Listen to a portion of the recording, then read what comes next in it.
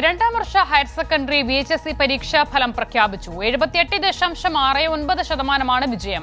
കഴിഞ്ഞ വർഷത്തേക്കാൾ 4.26% കുറവ്. എന്നാൽ എ+കാരുടെ എണ്ണത്തിൽ വലിയ വർധനവാണ് ഇത്തവണയുണ്ടായത്. 100 മേനി വിജയം നേടിയ സർക്കാർ സ്കൂളുകളുടെ എണ്ണത്തിൽ ഉണ്ടായ കുറവ് സംബന്ധിച്ച് അന്വേഷിക്കാൻ തീരുമാനിച്ചതായി മന്ത്രി വി ശിവൻകുട്ടി വ്യക്തമാക്കി. VHSEയിൽ നിന്ന് 71.42% വിജയം. എസ് ഷീജ +2 റിസൾട്ടിന്റെ സമഗ്രമായ വിവരങ്ങൾ പങ്കുവയ്ക്കും. സംസ്ഥാനത്ത് ഇന്ന് രണ്ടാം വർഷ ഹയർ സെക്കൻഡറി VHSE പരീക്ഷാ ഫലങ്ങൾ പ്രഖ്യാപിച്ചതിൽ ഏറ്റവും നിർണായകമായി എടുത്തു പറയേണ്ടത് അതായത് ഹയർ സെക്കൻഡറിയുടെയും അതോടൊപ്പം തന്നെ VHSEയുടെയും പരീക്ഷാ ഫലം അതിൻ്റെ വിജയ ശതമാനം തന്നെയാണ്.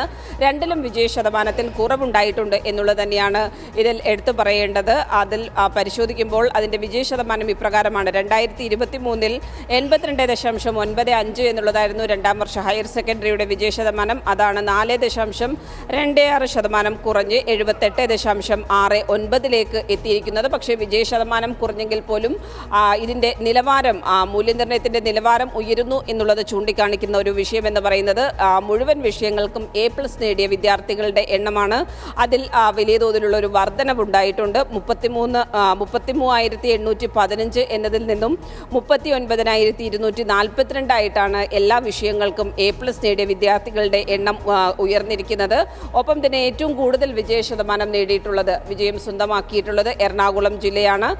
ഓരോ വിഭാഗം തിരിച്ചുള്ള ശതമാനം ഇപ്രകാരമാണ്. ഒന്ന് സയൻസിന് 84.84% സയൻസിനുള്ള വിജയ ശതമാനം എന്ന് പറയുന്നത്. ഹ്യൂമാനിറ്റീസിന് അത് 67.09, കൊമേഴ്സിന് 76.11 എന്നിങ്ങനെയാണ് അതിൻ്റെ ഒരു വിജയ ശതമാനം മന്ത്രി വ്യക്തമാക്കിയത്. വിജയശതമാനം ഏറ്റവും കൂടിയ ജില്ല എറണാകുളം 84.12. വിജയശതമാനം ഏറ്റവും കുറഞ്ഞ ജില്ല വയനാട് 72.13. മുഴുവൻ സ്കോർ അതായത് 1200 നേടിയവർ 105. ഏറ്റവും കൂടുതൽ വിദ്യാർത്ഥികളെ എല്ലാ വിഷയങ്ങൾക്കും A+ ഗ്രേഡിന് അർഹമാക്കിയ ജില്ല മലപ്പുറം.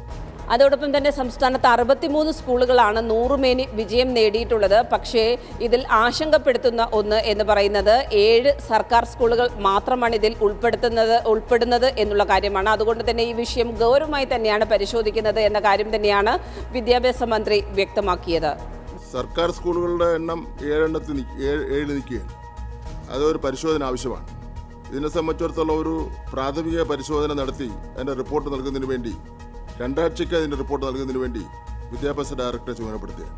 മറ്റൊന്ന് VHSEയുടെ ഫലമാണ്. VHSEയുടെ ഫലത്തിൽ 71.42% VHSEയുടെ വിജയ ശതമാനം എന്ന് പറയുന്നത്. കഴിഞ്ഞ വർഷത്തേതിൽ നിന്നും 6.97% കുറവാണ് ഉണ്ടായിരിക്കുന്നത്. ഇതിൽ സയൻസ് വിഭാഗത്തിൽ 70.13, ഹ്യൂമാനിറ്റീസിൽ 71.58, കൊമേഴ്സിൽ 74.48 എന്നിങ്ങനെയാണ് വിജയ ശതമാനം. ഒപ്പം തന്നെ ഇനി പരീക്ഷയ്ക്ക് വേണ്ടി വിദ്യാർത്ഥികൾക്ക് അപേക്ഷിക്കാം. പുനർമൂല്യനിർണ്ണയത്തിനും സൂക്ഷ്മ പരിശോധനയ്ക്കും വേണ്ടിയും വിദ്യാർത്ഥികൾക്ക് ഈ മാസം 13, 14 മുതൽ തന്നെ അത് അവസാന തീയതിയാണ്. ആ രീതിയിൽ അവർക്ക് അതിനു മുൻപ് തന്നെ അപേക്ഷിക്കാവുന്നതാണ്.